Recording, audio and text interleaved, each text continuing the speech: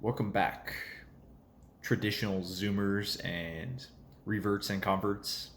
I was thinking about who my target audience should be, and I think that it's probably going to be traditional Zoomers who have basically become more conservative, and also converts and reverts. That's mainly who I'm speaking to. That's kind of what I am. I consider myself to be a Zoomer myself, Gen Z. And today, the topic for today is the relationship between hippies and trads, specifically trad Catholics. It seems to me that a lot of the trads that I've met or talked to, they have hippie tendencies. And there is actually kind of a history of associating the hippies, or uh, this didn't just come out of a vacuum. Think about Lord of the Rings. You've seen the second movie probably, where it's basically criticizing the Industrial Revolution. Saruman, he's industrializing, chopping down the forest to fuel his army of orcs. Well, there is this distinction between the Protestants and the Catholics, going back all the way to the Reformation. So there was a Protestant Reformation in the 1600s, but what most people don't know is that there actually was kind of a counter Reformation, and there was a Catholic revival.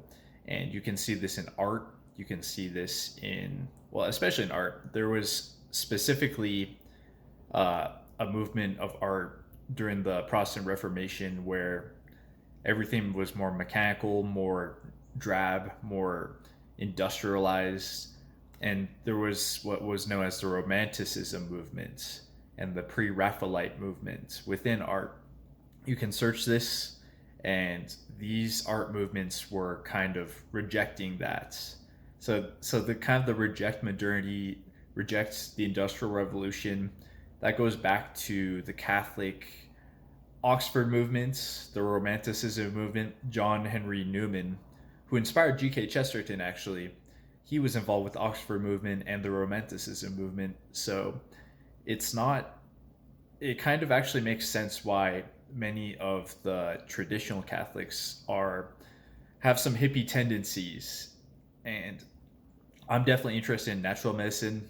It seems like every time I've recently gotten into essential oils, I love peppermint oil specifically, but whenever I'm trying to find out some sort of natural health thing, I'm searching around on YouTube, and it seems like the hippies are the ones who really know what's up with that. And you know, Tolkien, he didn't love the hippies because there's a lot of bad new agey stuff associated with the hippies, but the hippies sure like Tolkien. So, finding I haven't quite found that distinction, between being a Catholic naturalist, like caring about the environment. It says in the Bible we need to be good stewards of the land. We need to take care of the earth, and surely factory farming is awful. There is a lot of things that the hippies are correct about, I think. All the chemicals that we consume in the modern world, being, I think that as Catholics, we can't be. That's the problem I have with the Republicans, is that they're pro uh, big business. We can't be having all these chemicals and consuming them in our foods. So as Catholics, we can't be super for the government. We can't be super for corporations. It's like we have to be against both of them. And it's like the church is what's more important than both the corporation and the government. So yeah, it's really interesting. I met There's a guy at my church, and uh, he's definitely a little bit more of a hippie, and he's also a monarchist. And so it's kind of shocking to me when you meet some of the most devout trad Catholics, but they're also really into being what they would be considered hippies. So it's almost like the pendulum theory, left and right, but maybe it's more like a circle, like the people on the outer edges who are the hippies, and the people who are the hippies would be on the outer edge of the left, and the trad Catholics would be on the outer edge of the right. And so maybe if you go far enough right or far enough left, you'll end up going all the way around and end up on the other side of the circle. And I think that is kind of what is happening with the hippies and the trad Catholics. Also, when you study history, the Industrial Revolution really has created a lot of problems in the world. The LGBTQ could not have formed if it wasn't for the Industrial Revolution. All the young people moving to the cities, and all the erosion of family values, people moving off of the family farms and basically moving into the cities, working on conveyor belts. It kind of started with the Industrial Revolution, and you look at where these things happened, and the Industrial Revolution happened primarily in Protestant countries, such as the Netherlands, Germany, England. And so I think that, the term hippie, if people have such a knee-jerk reaction to the word hippie, and also to, things such as essential oils. Everyone automatically assumes that is bad. That's all pseudoscience. But when you actually look into it, you realize that there is a lot of truth, and the hippies are correct. So I don't know. I think the new agey parts of the hippie movement, there's a lot of bad, but there is also a lot of things that can be learned from our hippie brethren. If you talk to the average conservative person who goes to a Latin mass, they'll say, "Oh, I want to move to a red state. I want to start a garden, have a homestead. We need to start growing things. I want to homeschool my kids." And then you go and you talk to the average hippie person, and they'll say maybe the same thing. They'll say, "Oh yeah, we need to have sustainable, all natural gardens." Another thing to consider is how arbitrary it is to have grass and lawns. We don't necessarily how many times per summer do you actually go out into the grass in your yard, run around? And chances are, if you live in the city, there's probably some sort of natural park. I used to cut grass for the parks and I see not everyone there enjoying it.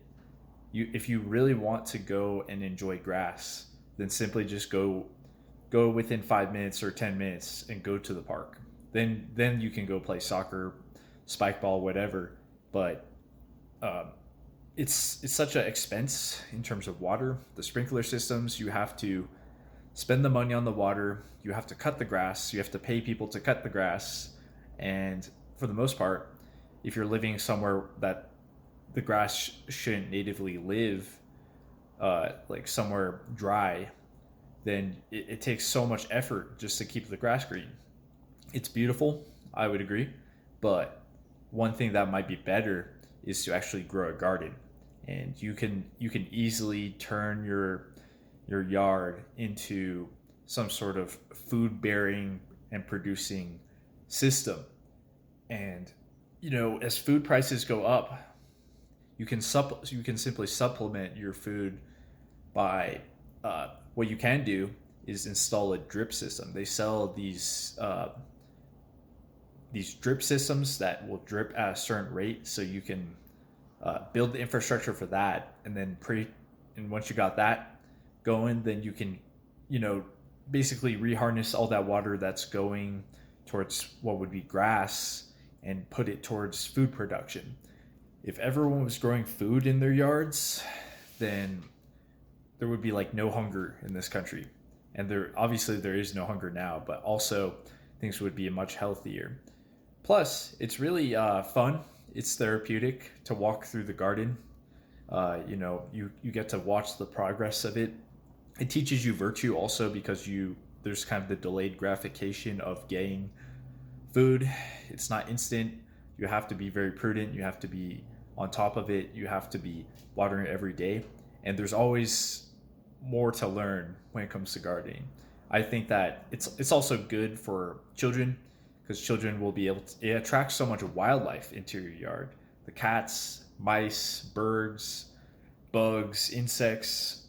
It attracts all kinds of different wildlife that your kid would probably not see as much if you just had grass.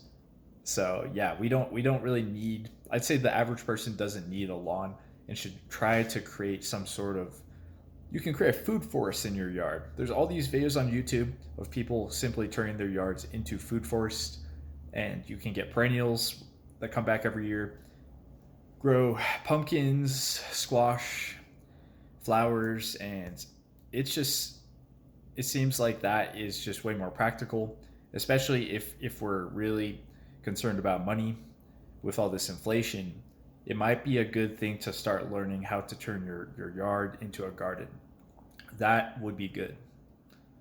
All right, well, I guess I will talk to you guys in the next one, but consider this, that the hippies are not your enemies typically. The hippies, a lot of the grievances that the hippies have, the trad Catholics also have the same grievances. All right, until next time. Bye.